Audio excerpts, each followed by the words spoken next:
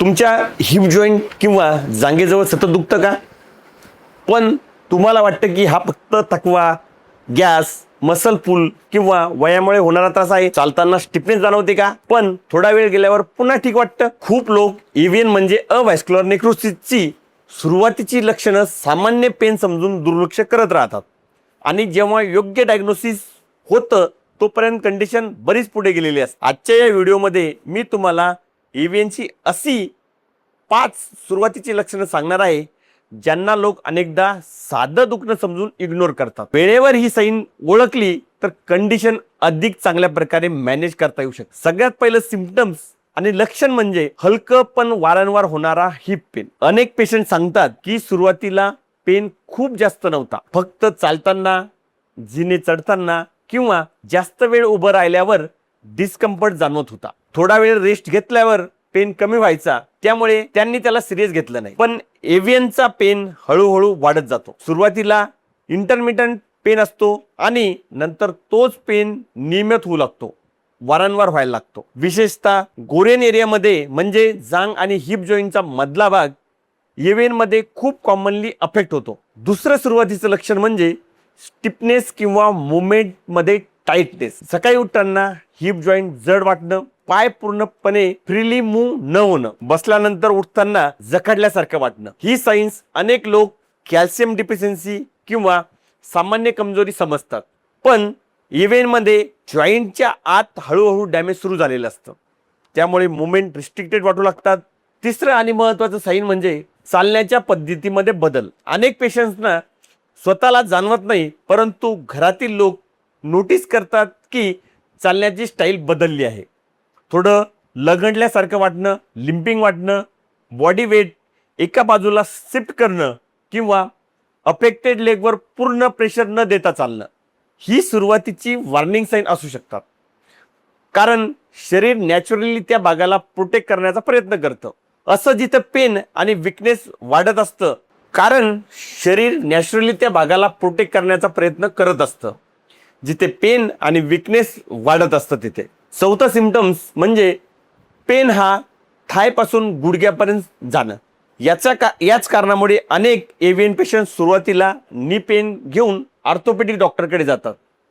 त्यांना वाटतं प्रॉब्लेम गुडघ्यात आहे, पण ॲक्च्युअली इश्यू हा हिप जॉईंटमध्ये असतो. एव्हीएनचा पेन अनेकदा रेफर्ड पेन सारखा असतो, म्हणजे डॅमेज हिपमध्ये असतं, पण पेन थाय, बटक किंवा नी जॉईंटपर्यंत जाणू शकतो. त्यामुळे डायग्नोजमध्ये उशीर होतो आणि ट्रीटमेंट उशिरा मिळते.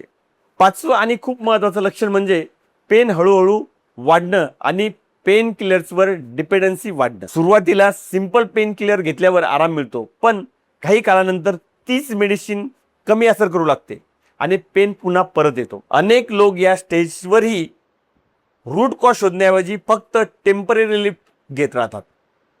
पण जर पेन वारंवार परत येत असेल तर शरीर क्लिअर सिग्नल देत असतं की आतमध्ये काहीतरी डीपर इश्यू सुरू आहे.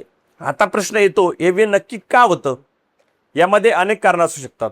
दीर्घकाळ स्टेरॉइडचा वापर, अल्कोहोल कंजम्पशन, जुनी दुखापत, जुनी surgery, auto immune condition, poor circulation आणि काही मेटाबॉलिक डिसऑर्डरमध्ये सुद्धा एव्हीएन रिस्क वाढू शकते. पण आयुर्वेद याकडे फक्त बोन डिसीज म्हणून बघत नाही. आयुर्वेदामध्ये वात इम्बॅलन्स वाढल्यावर, सर्क्युलेशन डिस्टर्ब झाल्यावर, अस्थिधातू, मज्जाधातू, रक्तधातू म्हणजे बोन टिश्यूला योग्य पोषण न मिळाल्यावर अशा डिजेनरेटिव्ह कंडिशन डेव्हलप होऊ लागतात. म्हणूनच फक्त पेन दाबणं पुरेसं नसतं, तर रूट कॉज समजून घेणं खूप गरजेचं असतं. अनेक पेशंट तेव्हा येतात जेव्हा चालण्यामध्ये खूप त्रास होऊ लागलेला असतो. जर सुरुवातीची सायन्स वेळेवर ओळखली तर अर्ली स्टेजमध्ये कंडिशन मॅनेज करणं तुलनेने सोपं जाऊ शकतं.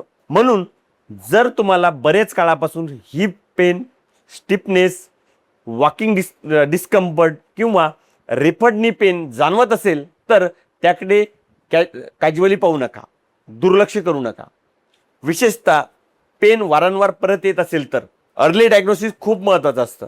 सुरुवातीची सायन्स वेळेवर ओळखली तर अर्ली स्टेजमध्ये कंडिशन मॅनेज करणं तुलनेने सोपं होऊ शकतं. म्हणून जर तुम्हाला बऱ्याच काळापासून hip pain, stiffness, walking discomfort किंवा रेफड नी पेन जाणवत असेल तर त्याकडे कॅज्युअली पाहू नका. विशेषतः पेन वारंवार परत येत असेल तर अर्ली डायग्नोसिस खूप महत्त्वाचं असतं, कारण जितका उशीर होईल तितका जॉईंट डॅमेज वाढू शकतं. जर तुम्हालाही बऱ्याच काळापासून हिप पेन, स्टिफनेस किंवा वॉकिंग डिस्कम्फर्ट जाणवत असेल तर योग्य डायग्नोसिस करून घेणं खूप गरजेचं आहे. जर तुम्हाला एव्हीएन किंवा जॉईंट पेन संबंधित समस्यांसाठी आयुर्वेदिक ट्रीटमेंट ऑप्शन समजून घ्यायचा असेल तर आजच गंगाई हॉस्पिटल येथे कन्सल्टेशनसाठी संपर्क जरूर करा. आमचा प्रयत्न असतो की प्रत्येक पेशंटला त्याच्या कंडिशननुसार योग्य गायडन्स आणि होलिस्टिक सपोर्ट मिळावा. कमेंटमध्ये नक्की सांगा, तुम्ही कधी एखाद्या पेनला सामान्य समजून खूप दिवसापासून इग्नोर केला आहे का? आणि अशाच हेल्थ आणि आयुर्वेद संबंधी ऑथेंटिक व्हिडिओसाठी चॅनलला सबस्क्राईब करायला विसरू नका. धन्यवाद.